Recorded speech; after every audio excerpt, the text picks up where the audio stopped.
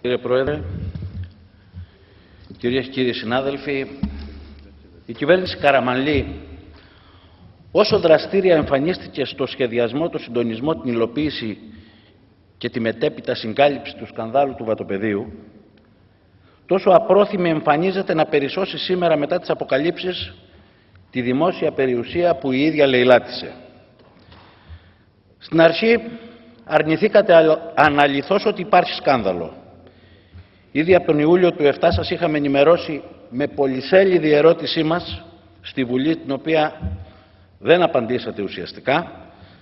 Σας αναφέραμε με αριθμούς τα συμβόλαια, σας ενημερώναμε για τα δάση και τους αρχαιολογικούς χώρους, ζητούσαμε την παρέμβασή σας. Τότε ακόμα δεν είχαν πωληθεί σε τρίτους τα ακίνητα φιλέτα, δεν είχαν ακόμα μπλεχτεί offshore, δεν είχαν ανεγερθεί οικοδομές, δεν είχε μπει η υπουργική υπογραφή στους αποχαρακτηρισμούς δασών. Τότε μπορούσαν οι δήθεν παραπλανηθέντες να βάλουν ένα φρένο στη ζημιά του δημοσίου και να αντιστρέψουν εύκολα τις ανταλλαγές.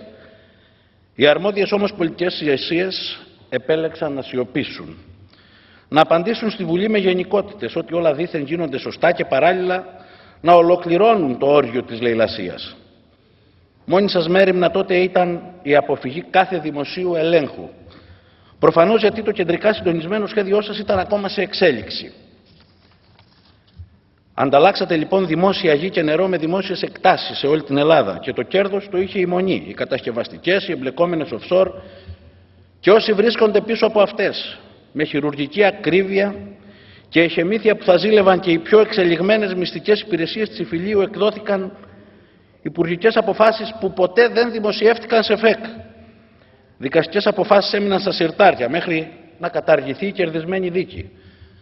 Το νομικό συμβούλιο του κράτους ανέτρεψε την ευνοϊκή για το δημόσιο απόφαση της Ολομέλειάς του σχετικά με το ιδιοκτησιακό καθεστώς της λίμνης Βιστονίδας. Ολόκληρη κτηματική εταιρεία του δημοσίου τέθηκε στην υπηρεσία των συμφερόντων της Μονής. Ακόμα και το Υπουργείο Απασχόλησης εγκατέλειψε την πρόθεση μετεγκατάστασής του στο Ολυμπιακό χωριό για να εκχωρηθεί το ακίνητο στους εκλεκτούς μοναχούς του Μαξίμου και μετά σε κυπριακές offshore. Υπουργοί, υφυπουργοί, οι διορισμένοι από την κυβέρνησή σας διοίκηση της ΚΕΔ, δικηγόροι και συμβολεογράφοι, συγγενείς πρώην υπουργών σας, δεν βλέπουν ότι η Μονή δεν έχει νόμιμους τίτλους. Δεν άκουσαν ποτέ τίποτα για τη δίκη. Έδωσαν όμως εντολές για εκτιμήσεις χωρίς να αναφέρουν την αιτία. Δεν προβληματίστηκαν από τη διαφορά των αντικειμενικών με τις πραγματικές αξίες. Δεν ζήτησαν επικαιροποίηση των εκτιμήσεων. Δεν είδαν πουθενά δάση, παραλίες, αρχαιολογικούς χώρους. Ακόμα και οι νομάρχες σας που αρχικά διαμαρτυρήθηκαν με σκληρές εκφράσεις, εγγράφως το ίδιο το Μαξίμου, λίγο καιρό μετά δεν ήξεραν, δεν άκουσαν τίποτα. Και κανείς δεν είδε τις τεράστιες υπεραξίες, τα τεράστια ποσά που αδιαφανώς διακινήθηκαν μέσα από τις υποεκτιμήσεις και τις υπερεκτιμήσεις ακινήτων και της λίμνης, που ενώ ανήκαν όλα στο δημόσιο, ανταλλάχτηκαν σαν τα μισά να ανήκαν στη Μονή.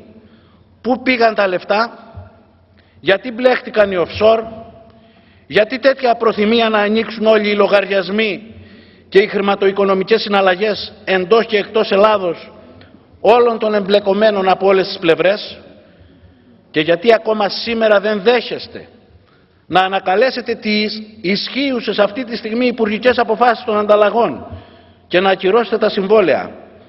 Γιατί κρατάτε ζωντανές υπέρ όσων ωφελήθηκαν τις χαριστικές μεταβιβάσεις. Σας κάνουμε διαρκώς ερωτήσεις ότι με σκόπιμο τρόπο προσπαθείτε να μεταφέρετε το βάρος στο παρελθόν, ενώ γνωρίζετε ότι με τη δική σας κυβέρνηση, με τις δικές σας υπουργικές αποφάσεις αντικαταστήσατε, υποτίθεται, κάποιες προηγούμενες αποφάσεις και θέλετε να μας πείτε ότι φταίνε οι προγενέστερες και όχι οι μεταγενέστερες που διατηρείται σε ισχύ, για να πάνε στα δικαστήρια οι καλόγεροι και να κερδίσουν. Αυτό λοιπόν είναι σκοπιμότητα την οποία υπηρετείτε.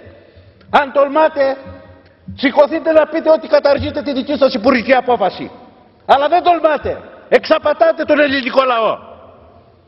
Στις 3 Δεκάτου λοιπόν η κυβέρνησή σας δια του Υφυπουργού Οικονομικών εξέδωσε μια υπουργική απόφαση δήθεν για να αποκαταστήσει τη ζημιά που η ίδια είχε προκαλέσει με το σκάνδαλο βατοπεδίου στο ελληνικό δημόσιο. Η υπουργική σας λοιπόν αυτή η απόφαση είναι μνημείο εμπεγμού του ελληνικού λαού και υποκρισίας. Είναι μια υπουργική απόφαση που ανακαλεί, όπως σας είπα, μόνο τις νομοδοτήσεις που είχαν ούτως ή άλλως ανακληθεί από το 2003 και δεν ισχύουν. Τις μόνες αποφάσεις λοιπόν οι οποίες ισχύουν σήμερα και που χάρη στη διατήρησή τους παραμένουν σε ισχύ, τα ζημιογόνα για το δημόσιο συμφέρον συμβόλαια των οριωδών ανταλλαγών, είναι οι δικές σας αποφάσεις. Δεν ανακαλείτε την τελευταία γνωμοδότηση, αυτή που μέχρι σήμερα ισχύει και φέρει την εγκριτική υπογραφή του Δούκα. Την υπουργική απόφαση με την οποία το ελληνικό δημόσιο κάνει στροφή 180 μοίρες. Και εκεί που το 2003 υπερασπιζόταν επιτυχώς στο δικαστήριο της Ροδόπης τα δικαιώματά του το δημόσιο στη Βιστονίδα και ζητούσε την επανεξέταση όλων των γνωμοδοτήσεων, δηλώνει τον Ιούνιο του 4 δια της κυβερνήσεως Καραμαλή και του υφυπουργού της ότι δεν πρόκειται πλέον να προβάλλει τέτοια δικαιώματα έναντι της Μονής. Και δεν υπάρχει νόμιμος λόγος να επανεξεταστεί η υπόθεση. Κυρίως όμως δεν ανακαλείται τις αποφάσεις των ανταλλαγών. Τις αποφάσεις δηλαδή πάνω στις οποίες στηρίχτηκαν τα ζημιογόνα για το δημόσιο συμφέρον συμβόλαια.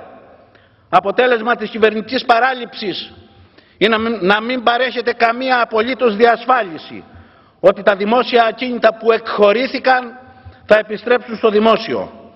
Ενώ μέχρι και σήμερα οι οικοδομικές εργασίες και η εμπορική εκμετάλλευση των χαριστικά εκχωρηθέντων ακινήτων στη Μονή Βατοπεδίου από τους εμπλεκόμενους στο κυβερνητικό σκάνδαλο. Οικοδομικές εργασίες που συνεχίζονται και δεν σταματούν. Αγοραπολισίες γίνονται. Δεν τις σταματάτε. Υποκρίνεστε. Ουσιαστικά αρνείστε να αγγίζετε τα συμφέροντα όλων αυτών που εμπλέχτηκαν και ωφελήθηκαν από το κυβερνητικό σκάνδαλο. Τελειώνω, κύριε Πρόεδρε. Και δεν μπορεί κανείς σας να ισχυριστεί ότι δεν γνωρίζατε ή ότι δεν καταλάβατε. Έχετε μπροστά σας την έτοιμη λύση. Την πρόταση νόμου του ΠΑΣΟΚ για την ανάκληση όλων των παραπάνω υπουργικών αποφάσεων για το ιδιοκτησιακό της Βιστονίδας και τις ανταλλαγές, ώστε ως άμεση συνέπεια της ανάκλησης αυτής να ακυρωθούν και τα συμβόλαια και η ακίνητη περιουσία του ελληνικού δημοσίου που λαιλατίσατε να γυρίσει στα χέρια των πραγματικών της δικαιούχων, των Ελλήνων πολιτών. Σας προσφέρουμε την καλύτερη δυνατή λύση, μια ευκαιρία έστω και καθυστερημένα να μετριάσετε τη ζημιά που προκαλέσατε. Και πρέπει να απαντήσετε εδώ. Τι κρατά την κυβέρνησή σας και δεν την αποδέχεστε. Απαντήστε. Ευχαριστώ. Ευχαριστούμε πολύ τον κύριο Καρχημάκη.